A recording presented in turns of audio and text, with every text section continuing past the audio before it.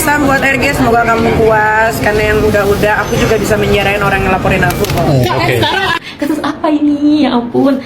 Sekarang gini ya, ini tuh kasus tuh kayak dipaksakan, kayak dicari-cari salahnya di mana. Padahal dari awal ini kasus gitu ya sebenarnya udah terbukti jelas bahwa di dalam kasus yang kita Mirjani dengan Reza Gladys itu sebenarnya itu adalah sebuah kesepakatan mereka berdua, sebuah kesepakatan dari dua belah pihak. Cuman Reza Gladys lah mengadaulah.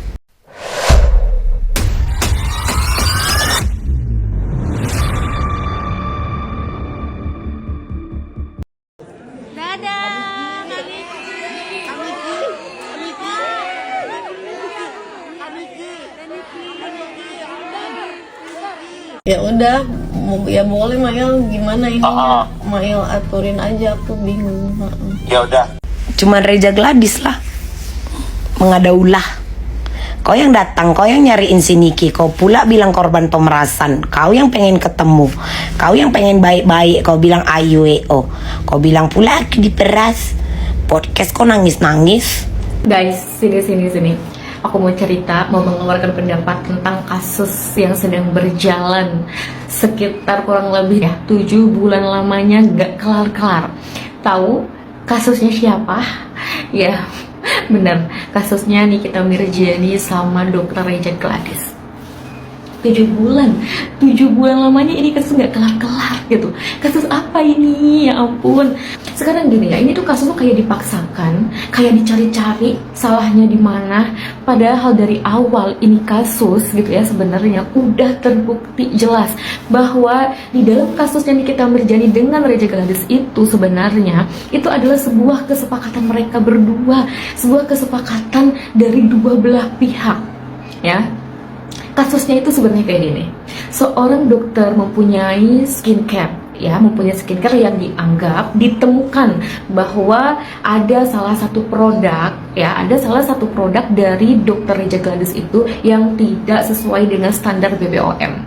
Lalu direview oleh seorang dokter namanya Dr. Samira ya. Lalu di sini dokter Gladys ngerasa bahwa ngerasa terancam gitu dengan direviewnya produk Dr. Gladys oleh Dr. Samira. Lalu kemudian seorang Nikita Mirjani pun ya dia pun turut untuk menginformasikan kepada masyarakat supaya berhati-hati untuk memakai produk yang tidak ber-BPOM, salah satunya itu milik Dr. Reza Gladys. Sekarang gini ya, kalau misalkan nih, mohon maaf nih ya dokter, kalau dokter melihat atau mendengar video ini, kalau misalkan nih dokter di awal ngerasa bahwa produk dokter itu tidak ada yang bermasalah ya, semuanya bagus, standar dengan BPOM, apapun yang mau dilakukan oleh orang lain, entah itu sebagai hinaan, cacian atau apapun itu gitu ya, atau misalkan dibilang produknya jelek atau apapun itu tuh ya ampun dok, itu tuh biarin aja, itu namanya orang yang sirik gitu ya. Kalau misalkan nih kita ngerasa cuman karena omongan orang itu gak bagus ya kan, lalu kita ajukan sebagai supaya seseorang itu tidak mereview yang jelek-jelek terhadap produk kita, yang berhadapan dengan kita itu adalah seorang artis atau public figure atau influencer, ya otomatis dong di situ harus ada transaksional yang harus dibayar oleh seorang pengusaha atau siapapun itu yang mau mengajak seorang artis atau influencer yang mau bekerjasama dengan kita. Sekarang kan pihak Dr. Reza ini ya mau bekerjasama dengan seorang Nikita Mirjani sebagai artis yang bisa dikatakan dia adalah artis yang memang sudah terkenal, punya nama gitu ya. Di situ ada kesepakatan loh. Ya kalau misalkan kamu tidak mau di-review skincare-nya yang jelek-jelek, maka ya udah bayar dong aku. Iya kan? Ada kesepakatan nih.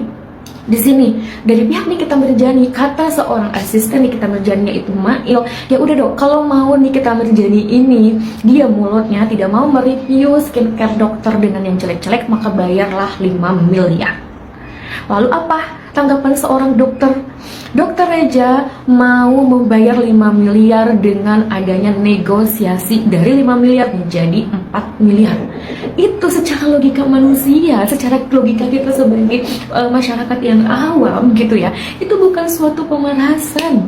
Itu tidak ada keterpaksaan ya, itu adalah sebuah kesepakatan, itu udah disepakati. Kalau misalkan itu adalah sebuah ancaman, sebuah pemerasan di awal, kita merasa terancam dengan adanya kasus seperti itu, bukan negosiasi yang dilakukan, tapi adalah pelaporan pertama kepada pihak yang berwajib.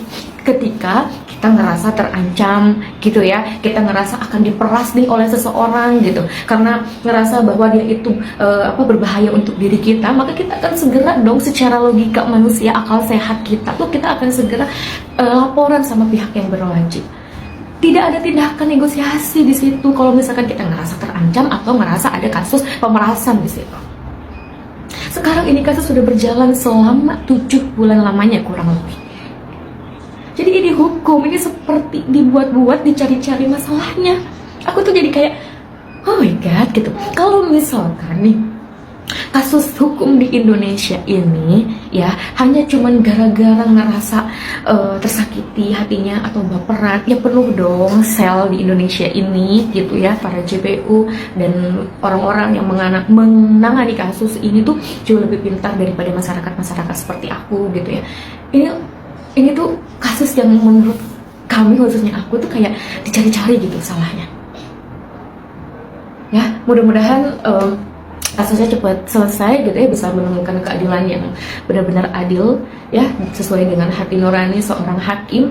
Hakim dipanggil sebagai yang mulia itu benar-benar harus mempunyai hati yang bersih ya, hati nuraninya harus bersih, tidak boleh kotor, tidak boleh ada yang namanya suap dan lain sebagainya, tapi harus benar-benar murni di situ ya, untuk mengadili setiap kasus apapun, mana yang benar mana yang salah, itu benar-benar pure dari perkara yang sesungguhnya gitu, bukan perkara yang diada-adakan atau dicari-cari ya. Gimana menurut kalian? Apakah kalian salah satunya juga berpikir hal yang sama, yang tahu kasus ini? Komen ya.